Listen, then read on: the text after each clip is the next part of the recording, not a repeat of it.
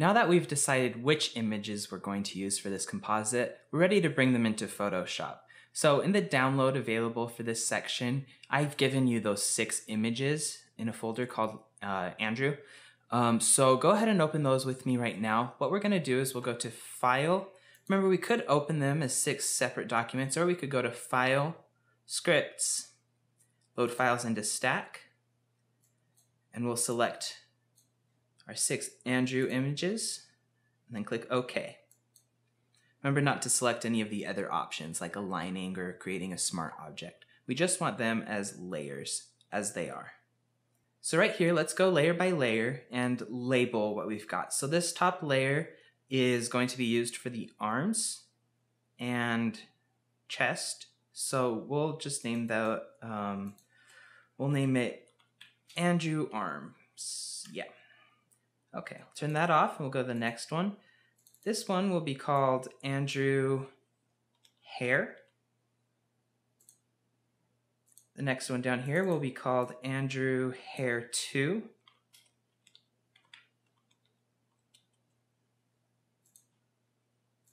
Then we have Andrew Face. This one will be used for his face and the hair covering his face. We'll just call it Andrew Face.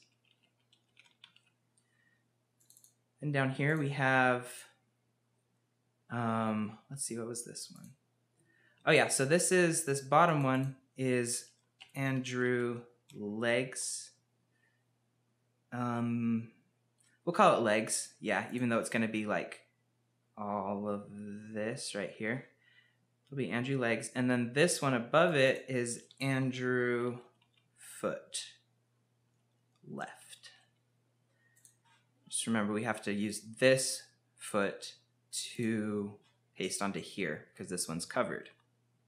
Okay, so let's get started. Now this video is all about using our selection tools. We've covered them in more basic terms before, but now we're going to get in depth and talk about how we can really use these to make really specific adjustments.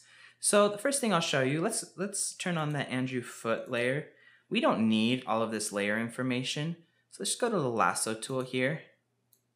Just circle around the foot and go up a little bit onto the leg. Then click Control-Shift-I to invert the selection. If you just click Control-Shift, it'll invert the layer. It'll look something like that. So Control-Shift-I to invert the selection, and then you can just backspace, and it will delete everything.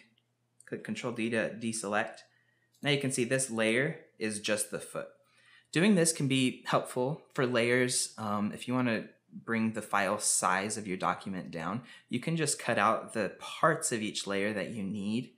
I'm not going to do this for the other ones because I don't know quite yet what I'm going to need. And when you make selections in the way that we're going to learn in this section, we might want some of the information that we have in the rest of the layer. So, but just for this foot layer, we already know that everything we need is in this bottom image. We just need the foot to cover here. So I'm okay with cutting that out. So to align this foot correctly, we have the foot and then we have this layer, and we want to match these 2 layers together. We'll use that trick using the difference blend mode. Let's go to difference. Now you can see both images clearly and see where they're off. So I can just click and drag here to place this roughly where it needs to be.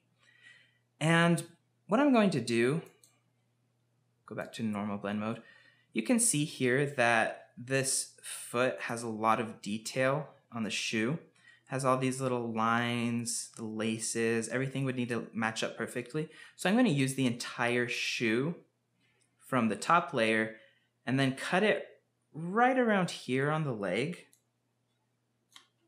Right around here on the leg.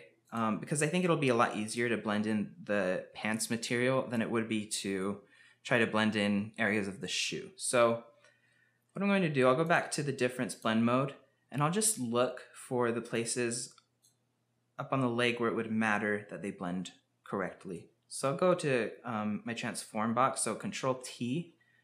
I'm going to rotate this a little bit. And this line right down the middle, that seam, it's going to need to match pretty well. So what I can do is I can click on this little box here and it'll bring me to my warp option, and then I can try to align the edges just like I did there. Then I'll try to align this edge a little better, so I'll bring it out a little bit. And then right in here, I'll just click and drag until the seam lines up decently. Okay, now I'll have to go back and fix the other stuff.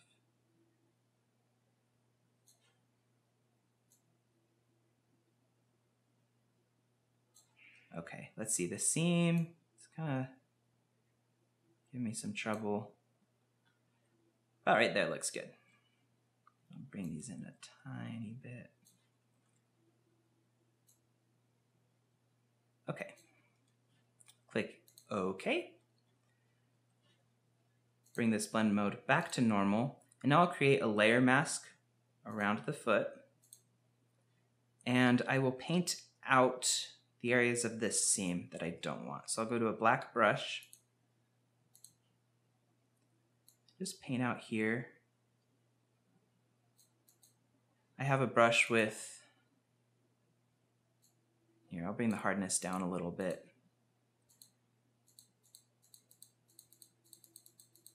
Okay, and that honestly looks great.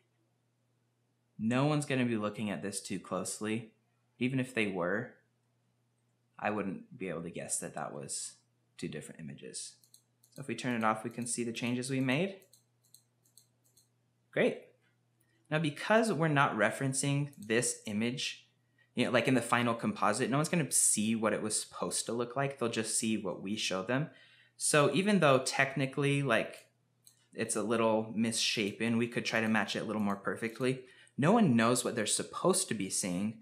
So when this is presented to you, you say, yeah, that's his foot and his leg, and it looks fine. And it does. So we'll accept that how it is. We'll select both of these layers, right click and choose merge layers. And now these are all one thing. We won't have to worry about that anymore. And by default, the merged layers will name themselves after the top layer of the group you're merging. So we'll rename this Andrew Legs. Okay, so now we have Andrew Legs, Andrew Face, Andrew Hair Tube, Andrew Hair, Andrew Arms. Let's bring the arms down right above the legs and turn off every other layer. Now we're going to match up the arms and the legs. So with this, the difference blend mode option can be useful when you're lining up very similar images, but it can be very difficult to use if the images aren't different. So if it wasn't locked down on a tripod, if your angle is different, stuff like that. So for this, I can get the general idea. I'm mostly looking to line up at his waist right here, the line where the jeans meet his torso. So difference blend mode may be useful, but I'll go back to normal blend mode and then just bring this layer opacity down to 50 and then try to line it up that way because the poses are so different. But honestly, that was a pretty good job. So we'll bring this down. Maybe I'll try matching up the buttons there because I can see those really clearly. That button and that button. And then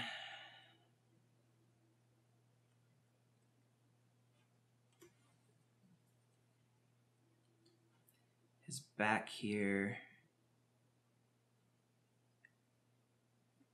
It's decently matched up. We're going to work with this how it is. Bring that opacity back up. And now if we see the two layers, see that right here along the waistline is matching up pretty well, although the rest of the image is pretty different on both sides and in both images. Okay, now we're ready to start selecting. So we're going to focus on this Andrew Legs layer down here. We are going to use some of these selection tools, and we'll go through them right now and learn a little bit more about them than we have in the past. So first we have our Marquee Tools. We have our elliptical and rectangular Marquee Tools. We won't focus on the single row tools because they're not super helpful for compositing. If you use these, it'll select whatever row of pixels you clicked on. And I honestly don't know why people use this. I'm sure it's there for a useful reason for some people, but for what we do in this class, we don't need that. So we go to the elliptical marquee tool. I'm going to show you something really important to know about these selection tools. Oh, so I need to Control D to deselect when I had clicked before, so I'll click Control D. So with the elliptical marquee tool, follow along as I do this, and you'll see the super useful tip that I'm going to show you about anti-alias. So what this means is if I make a circle selection here, if I click Control C and then Control V, it'll paste itself onto a new layer based on the selection that I had made. So there's one with anti-aliasing turned off.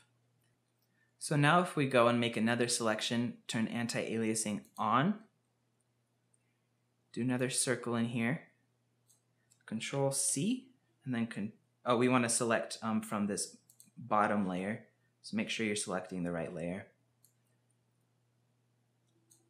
Control C, Control V. That'll make a new layer based on that selection. And you can see on this one, there's a difference. And there's a slight feather around the circle. So on the circle where the anti-aliasing was not turned on, we see that the selection has aligned itself to the nearest pixel.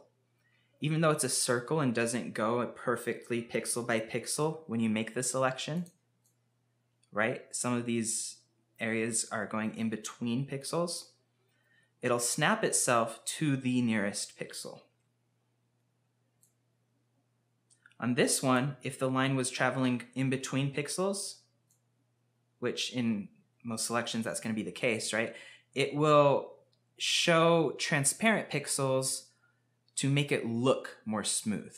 So my selection went across a line like this and it covered some of these pixels. Instead of just snapping to the closest pixel, it will blend them from completely transparent to completely visible in between. So it's like a feather to your image, except it's not completely even because not all areas of the selection need the same amount of feathering. Like this one, you can see there's different amounts of transparency in the pixels. But when you zoom out, you can see that together they work to make it look like a smooth edge. And here you can see the pixels much more clearly. So that's anti-aliasing. It's really important to know. For the purposes of this class, we are just going to always have anti-aliasing turned on. So when you use these tools, make sure that anti-alias is turned on. And then make sure your feathering is to 0, because if we need to feather a selection, we can always go and do that later. But if you have your selection feathered when you first create that selection, you can't adjust it. So I always leave that off. Then we have our lasso tool. This has the same anti-aliasing option. Oops. So if I go here, make a selection, Control C, Control V, then we just look at this layer, you can see the same effect. Some transparent pixels, but only like 1 or 2 to make it look smooth. Awesome. And then the next thing we're going to talk about is going to be applied on the Magic Wand tool. So we have 2 similar tools here. We have the Quick Selection tool and the Magic Wand tool. Just as a reminder, the Quick Selection tool will allow you to click and drag, and it will automatically snap to areas where it sees a high contrast in the pixels. So obviously, like this background and the black jeans here, it noticed that really well, and it made a really good selection around Andrew's legs, which is awesome. So Quick Selection tool, click and drag to create your selection. The Magic Wand tool, you click one time and it will make a selection based on similar pixels to the point sample where you clicked. And there's some things that we can use to adjust this tool to make it work for us better. So I'll deselect that. The first thing I want to show you is the tolerance. So if you have a tolerance set to 0 and click on a pixel, it won't select a very wide variety of pixels based on that pixel. It's a lot more picky, so it has to be pretty similar to the pixel you selected in order to make it into your overall selection. If I bring the tolerance up, so if I bring it to like 219 and then click, it just selected the entire image. If I bring it down to like 30, 40, somewhere in there, you can see that it allowed a lot more pixels into my selection, except for areas where it's like much more bright or much darker. But I can just shift and then click to add more areas to my selection, like so. And there I've added too much. It's got all of that shirt in there. So I'll Control D, bring the tolerance down. And sometimes that's just something you have to play with. Just remember, I'm holding down Shift as I'm making these selections. So yeah, this way it didn't add all those areas of the shirt, which is great. And then if I wanted to remove areas from my selection, I would hold down Alt and click to remove areas where I've over-selected.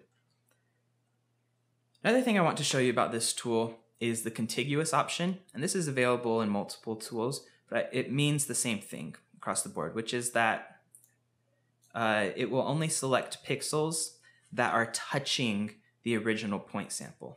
So with Contiguous turned on here, if I click here, you can see that it selected all of these areas with similar pixels, but it didn't go past that. So if there's an area like this leg that has similar pixels, but then it's like blocked by these darker pixels here, it won't keep going with the selection past that. It all has to be touching the main group. If I turn Contiguous off and then do the same thing, you can see that some of these pixels over here were selected even though they're not touching any areas of the main selection over here. So it'll select across your whole composition whatever pixels match well enough to the original point selection based on your tolerance. So we'll turn that off. Contiguous, I usually turn it on when I'm making selections like this because I'll just turn it on and then shift click areas around until I've got everything I want. The next thing I want to show you is this sample size option. So right here, we've had it on 3x3.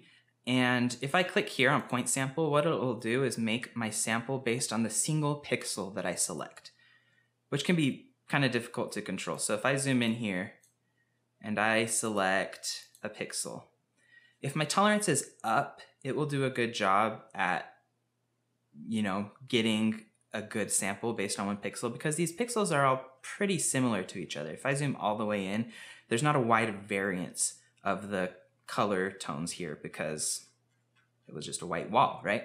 If I turn this off, let's say I went to the jeans, I brought my tolerance down and then clicked there.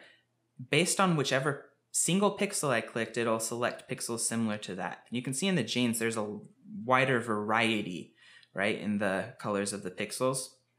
And so some of them are just left out, right? These lighter ones have all been left out because I happened to click on a darker pixel. So what I can do to fix that is increase my sample size. If I did a 5x5 average, wherever I click, it'll take a 5x5 average of that area. And now I've got a lot more in my selection, right?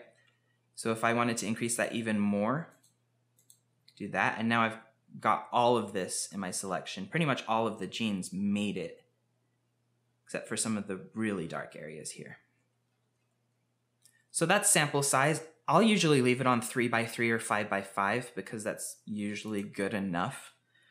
But for areas like these jeans where the area you want to select has a wide variation of pixels within it, increasing your sample size can really help with that. So let's go ahead and cut out these jeans. We want to cut out from about here, around the legs, and then we want to get under here, under the cloth, and we'll bring it right into here. So his arms on this overlaying layer are going to be the area where we cut out this image. So everything past this line on this side will be shown. Everything on this side of that line under the arm will not be shown. So we need to cut out basically just like that. And we'll go a little past where we really need to have it cut out just in case. And then here we'll probably come down here with the cloth and then make our selection based like around that. Yeah, we'll just have to see what the easiest way to blend those together will be, where the easiest part to blend them together, because it might be in this skin, it might be on the shirt here. We'll just have to look and see when we get there. So we'll allow ourselves to have some extra room to work with by making a selection a little bit bigger than what we actually need. So let's go to the Magic Wand tool. Again, this is probably my favorite selection tool to use, because with the Shift and Alt options to add or subtract areas from your selection, and then increasing or decreasing your tolerance levels and sample size, you can get really specific with this. So remember, I have Anti-Alias turned on and Contiguous turned on.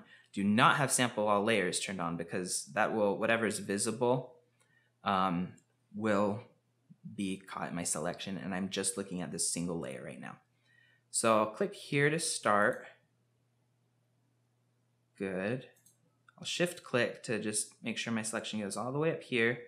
And then I'll shift click over here to add these little areas. Oh, see, that went way overboard. So I'm going to bring down the tolerance. Shift click again, and that did a much better job. Not quite though, so I'll bring it down a little more. Okay. And then areas like this, you can really just get and paint that when you've created a layer mask later on. So we won't worry too much about that. So we'll add these black bars here, and all this under here.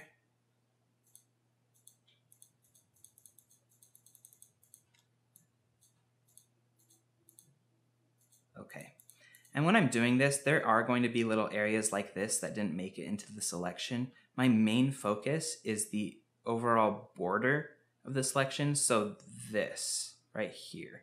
And then places like this where it's like the border's here, but then this little area down here is also part of my selection. That's really easy to paint out when you have your line here. You just get a black brush and paint out that area. So that's not stuff I'm too worried about right now. Okay, then we'll get in here. Just kind of click around, undo when you need to. And then it got a little bit too much selected here, so I'll Alt click to try to bring that back out a little bit so I can see more of that shirt.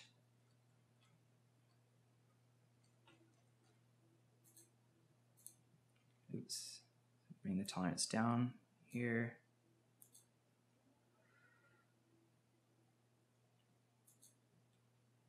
Good. Okay, now these jeans kind of looking funny. So it did make a selection right here, but we need to add this area to it.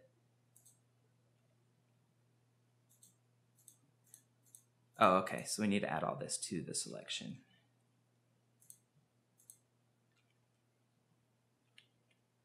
Take some of this out.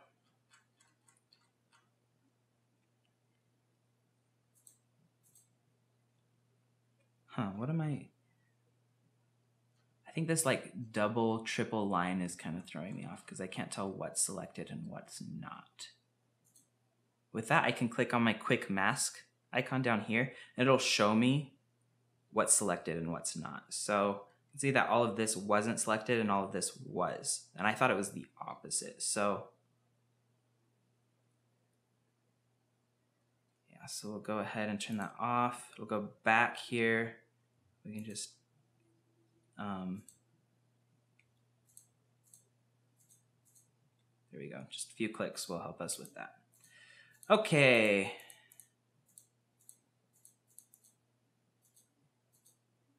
I could have started and done the inverse of this selection by clicking inside of the areas of the body and going out from there. And there's no reason why I didn't. I just thought it might be easier to just select the white. Bring the tolerance up. Get some of these areas. Again, we're really focused on the border here. So this little area in here, I could just alt click that out, but I could also paint that out when I create my layer mask and start adjusting that. So I'll leave that there and hopefully remember it so we can go back and I'll show you how to fix that. Okay, and then I'm just gonna zoom in here closer in to see that our selection is good. here, I might want to add to that. Just get a nice sharp line. Okay, that did a great job. Oh, but I deselected all of this. What did I do? I don't know. Okay, you know what? We'll kind of just keep going here. So just go back around here. Okay, that's fine. I think I just clicked one time where I wasn't holding down Shift or something like that. I'm not exactly sure.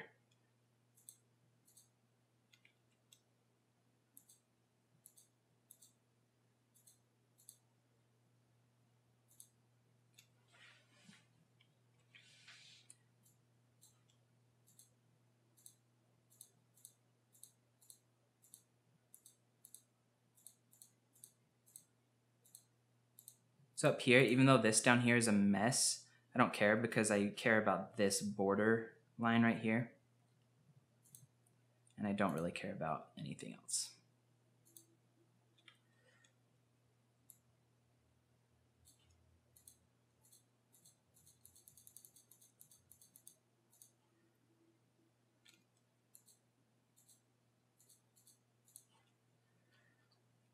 Okay.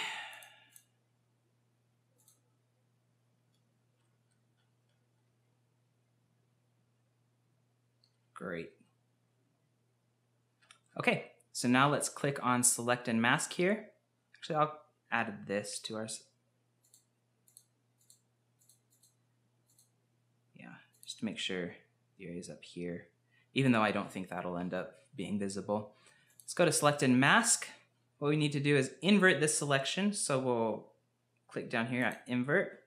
Now we see just Andrew. And remember, we don't care about the upper areas here. We just care about basically this line and everything down from it. So what we can do is use some of these tools again to refine our selection. I'll show you some things we can do here overall to improve our selection. So if we turn the Smart Radius on and go to like 1 pixel, that'll help probably around the jeans here. So yeah, see how there's kind of a halo there? Bring it to 1 pixel and it'll get rid of that. Don't go too crazy with that one though, because you'll get some weird artifacts on your edges. Then we can use, I don't usually use smooth for this type of thing where it's kind of all over the place. If you do, it'll smooth out your selection, but then in the corners, you'll see a lot more of like stuff you don't want to see. Like that, it kind of smoothed it out, but we don't want it to be smooth. We want that to be a crisp line. Okay. And then contrast will make your edges even sharper, like that, but we don't need that. And then Shift Edge is usually pretty helpful. It'll just tighten your entire selection. And you usually want to crop it inwards of the outline by a few pixels so you don't get weird halo effects or anything like that. So if we Shift Edge downward a little bit, you can see how it's kind of getting rid of those halos. Let's bring it down.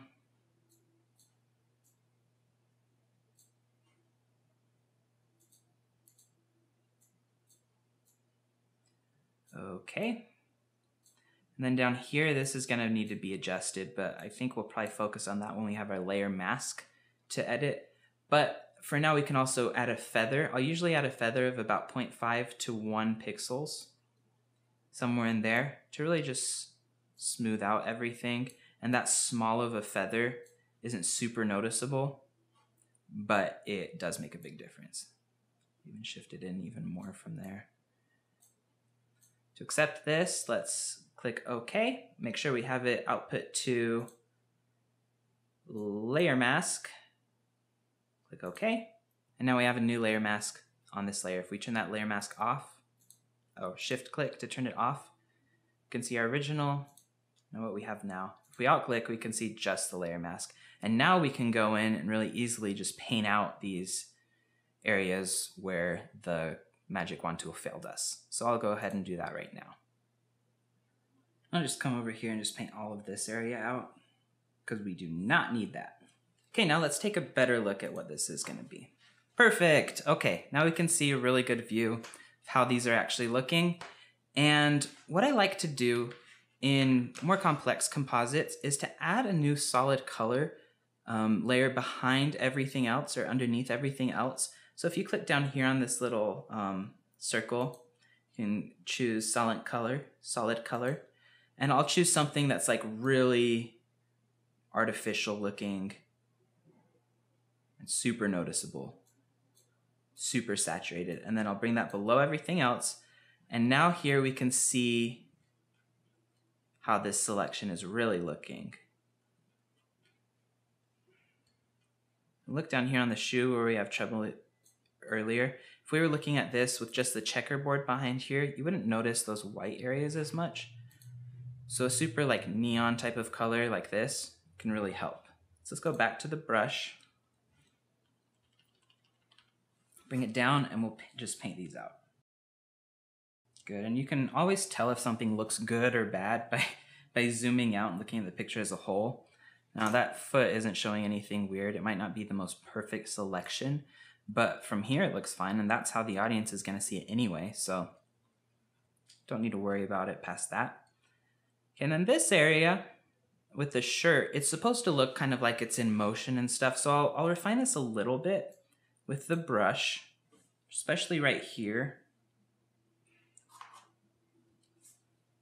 Go to a white brush and paint these little areas back in. Make it more of a smooth edge.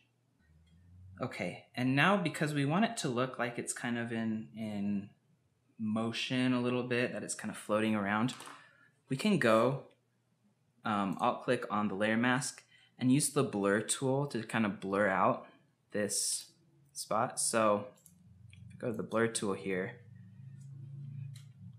bring it up, bring the strength down.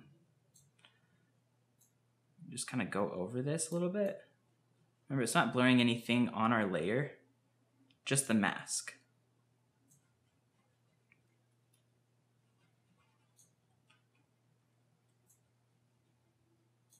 We'll take a look at this on the layer. So with the mask selected, but not in an isolated view, we can see the changes in real time. So as we go over here, you can see that we're blurring that edge, but we're not blurring the image at all.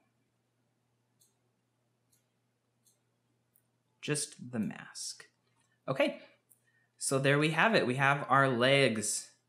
Now, another thing that I do is sometimes I'll add a second solid color layer that's like a different color so that you can see different, I don't know, sometimes you get a better idea of what you've done. So if we have this bright green down here, just kind of get a different view. You can see how it looks different around the edges here. You can see how well you really have made your selection. And if there was something in your image that was similar to one of these colors, the other solid fill beneath everything would really allow you to see that more clearly. So next we're going to continue cutting out our image, but we're going to use some different tools to cut out the hair, to cut out the arms, and the rest of the elements in this composite.